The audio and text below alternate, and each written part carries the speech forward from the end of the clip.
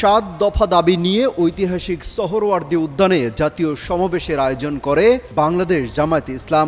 ভোর থেকেই জড়ো হতে থাকে দলটির লাখ লাখ নেতাকর্মী। কানায় কানায় পূর্ণ হয়ে যায় সমাবেশস্থল। আশপাশের সড়কেও ছিল উপচে পড়া ভিড়। জামায়াতে ইসলামী দল গঠনের পর এত বড় সমাবেশ করার সুযোগই পায়নি তারা।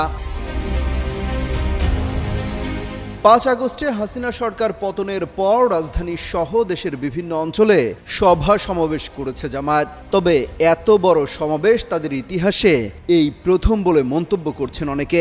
জামায়াতের শীর্ষ নেতারা এই সমাবেশের মাধ্যমে নির্বাচনের আগে বড় ধরনের বার্তা দিলেন বলেও মনে করছেন রাজনৈতিক বিশ্লেষকরা। শুধু সমাবেশই নয়, যেখানে যেভাবে সুযোগ পাচ্ছে সেভাবেই ভোটের প্রচারণা চালিয়ে যাচ্ছে জামায়াত ইসলামী। রাজধানীতে আয়োজিত বিশাল এই সমাবেশ ঘিরে দাঁড়িপাল্লার পক্ষে ভোটও চাচ্ছে তারা। শেখ হাসিনা সরকারের আমলে জামায়াতকে কোণঠাসা করে রেখেছিল। শুধু তাই নয়, পতনের আগে জামায়াতের নিবন্ধনও বাতিল করে দেয়। সেই অবস্থান থেকে দলীয় প্রতীক এবং নিবন্ধন সবই ফেরত পেয়েছে জামাত। এখন নেমে পড়েছে ভোটের লড়াইয়ে।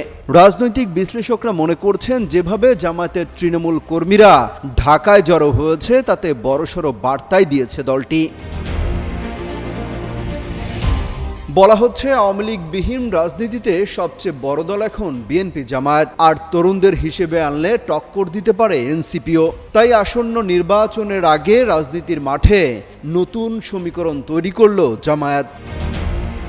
অমিত হাসান রবিন, যুগান্তর নিউজ।